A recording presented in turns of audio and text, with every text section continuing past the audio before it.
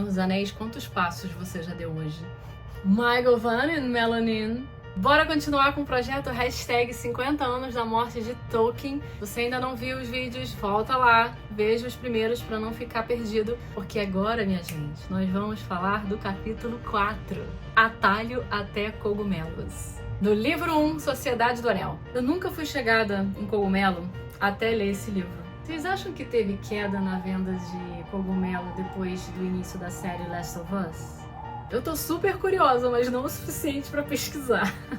Vamos só recapitular um tiquinho. Festa do Bilbo, sombra do passado em que o Gandalf conta a verdade do anel pro Frodo. Frodo sai do condado, decide finalmente ir pra Valfenda, só que antes precisa passar na Terra dos Books, onde comprou uma casa. E é para lá que nós estamos indo agora. É um capítulo de passagem? Pode até ser, mas vai apresentar um personagem importante no mundo dos hobbits, o Magote.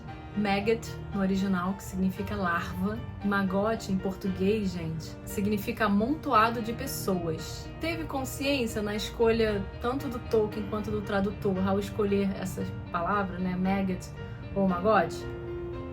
Não sei. Então eu tô trazendo a curiosidade aqui pra vocês. No filme, a gente só escuta os cachorros dele latindo quando o Sam e o Frodo esbarram com o Merry e Pippin roubando os vegetais, né? Vocês lembram das cenouras? Um monte de coisa da plantação do cara. É uma cena magnífica, divertidíssima. Sem contar a trilha sonora que é de chorar de tão brilhante.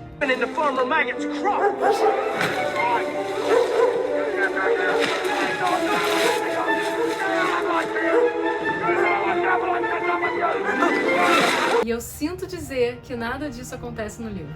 Mas vamos por partes. Se Tolkien, no capítulo anterior, insinua a preocupação do Bilbo em quem ele está colocando em perigo, ao deixar que o acompanhe na aventura, neste, ele deixa bem claro os sentimentos do Frodo em relação a isso. O Frodo agora tem certeza que ele tem que seguir viagem e jornada sozinho e não deve colocar ninguém mais em risco.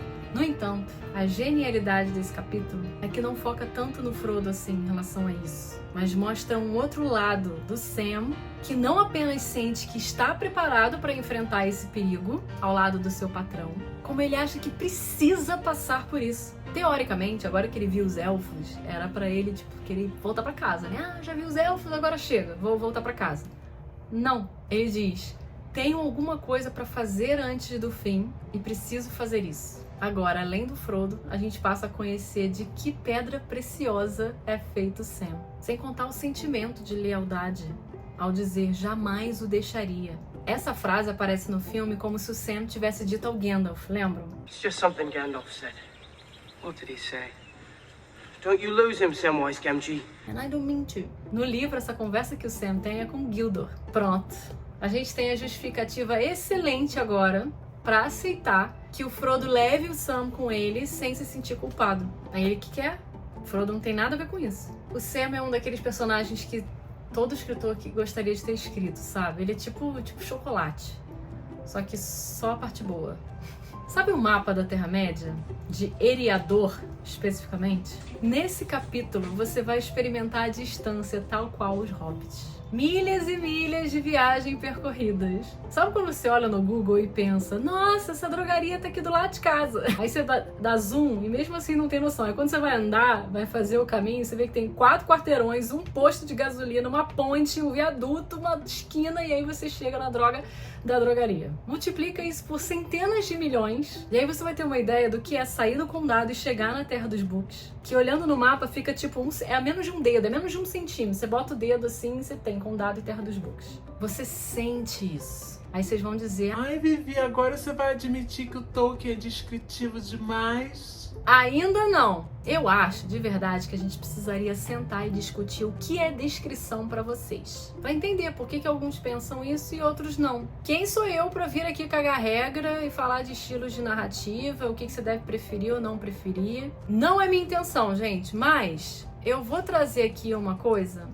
pra provocar. Pra gente refletir, sem segundas intenções, juro. É um capítulo curto, então eu vou me dar esse luxo aqui, essa oportunidade de divagar um pouquinho. A Terra-média do PJ é linda. Talvez a coisa mais próxima que alguém poderia sequer sonhar em fazer do universo criado pelo Tolkien. mas ela é pequena quando comparada à obra original. As distâncias entre uma terra e outra nos filmes são irreais, impossíveis. Elas dão alguma ideia, claro. É óbvio que fica claro que é longe, afinal 3 filmes pro Frodo chegar em Mordor. Eu sei, e eu não tô criticando nada, tá, gente? Não. Eu tenho até ressalvas sobre isso, mas não chega a estragar nada. Meu foco aqui é o livro. Então, quando você lê subiu vale, desceu vale, subiu colina, deu a volta, tem rio, virou montanha, desceu colina, atravessou pântano e shrubbles, é árduo.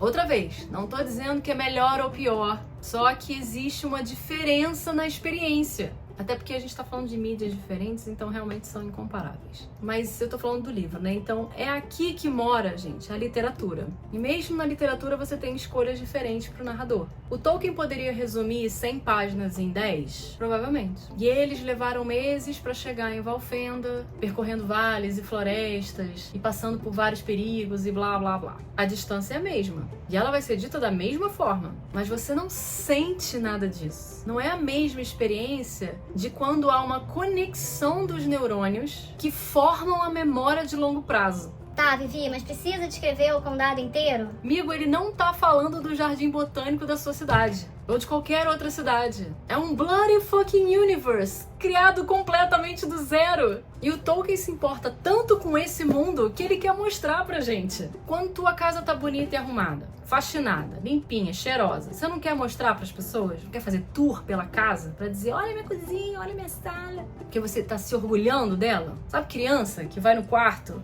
e pega todos os brinquedos pra mostrar pros visitantes, pros titios, pros amigos dos pais? Velho, se eu criasse um universo, eu ia fazer questão que você conhecesse cada grama, cada areia. Foi mal, cara. Não dá. E tem outra coisa que a literatura oferece, mas que você só percebe quando passa pela experiência toda. Tem um livro do William Faulkner, vencedor do Nobel de Literatura, esse aqui, O Som e a Fúria. Eu li recentemente, tem poucos meses. Logo na primeira parte, o ponto de vista é de uma pessoa de um pouco mais de 30 anos, só que com problema cognitivo. Parece um bebê percebendo as coisas. Não é tipo, olha quem está falando, aquele filme com John Travolta, que o bebê é articulado, sabe? Não, aqui a narrativa é bizarra, de confusa, cansativa, enlouquecedora. São quase 80 páginas assim, se eu não me engano. É doído, gente. Haja paciência. Aí depois de um tempo você até se acostuma. Faz parte da proposta, sabe? Mas não é fácil. Aí depois você passa pra segunda parte, tem um outro ponto de vista. Dessa vez do Jason, que também é da família. Aí você acha que vai conseguir respirar um pouco, vai ter alguma mudança e tal. Não, amigo. Aí vem um fluxo de consciência, sem pontuação, sem pé nem cabeça. Você não sabe quem é o dono da fala. É um imenso diálogo infinito. Só que você aos poucos vai entrando na cabeça daquela pessoa, daquelas pessoas, que você nem sabia que era capaz, nem acreditaria que fosse capaz quando você começou a ler. Olha isso, cara. Aí vem o terceiro e o quarto pontos de vista, tudo doido, só que o quarto é como é em terceira pessoa, aí você finalmente respira porque segue um padrão familiar, sabe, de estrutura, de narrativa literária normal.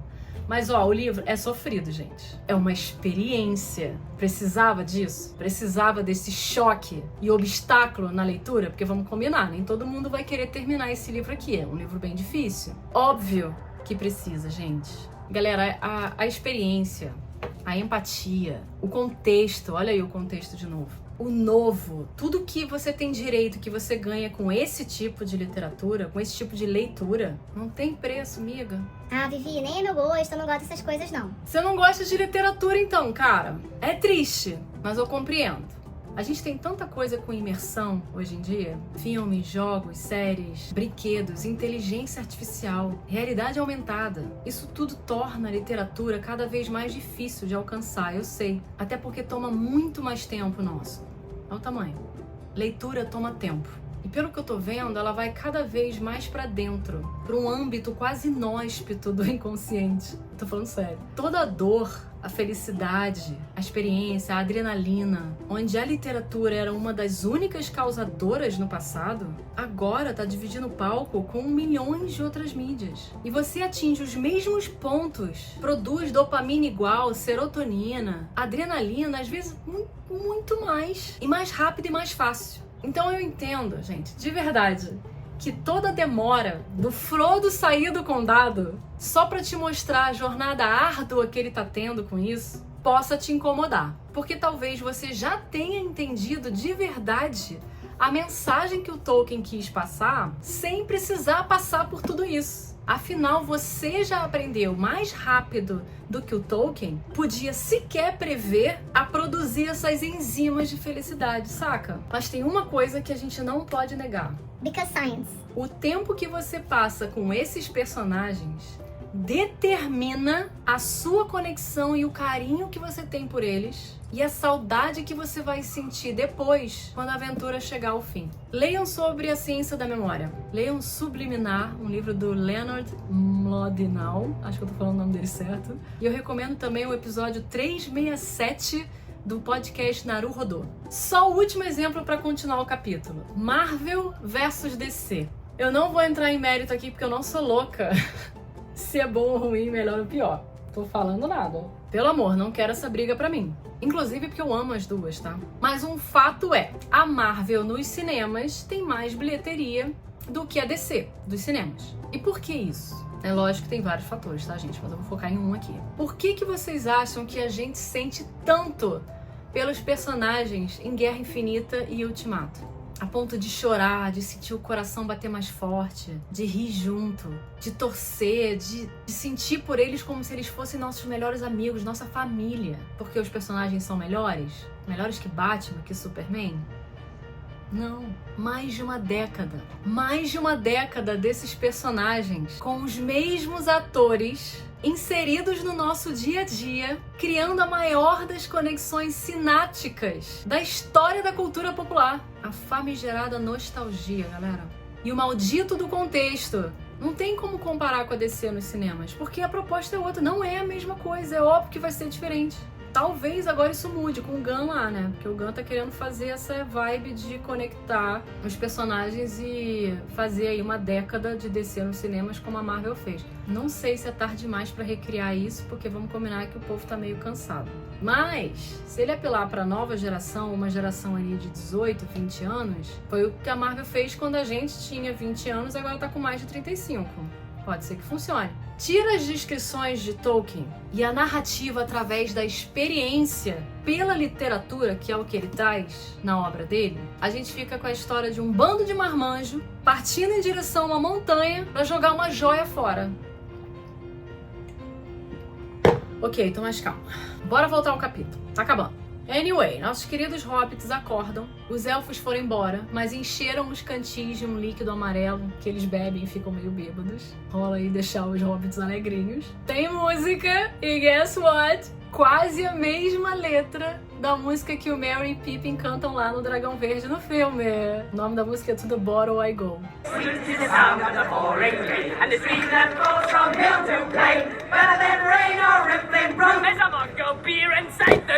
Só um comentário aqui, porque eu sei que eu já disse em um dos vídeos que o Merry e Pippin do livro são muito mais maduros do que os dos filmes e que eles não fazem tanta merdinha assim. Mas isso não quer dizer que eles estejam isentos de serem um alívio cômico, de vez em quando. Bom, eles vão parar então nos portões do Magote. Isso depois de andar milhas e milhas, como eu falei, e sendo perseguidos por Cavaleiros Negros. Tem um novo conflito aqui que é o Frodo ter medo do Magote, que quando ele era garoto ele tentava roubar os cogumelos do cara.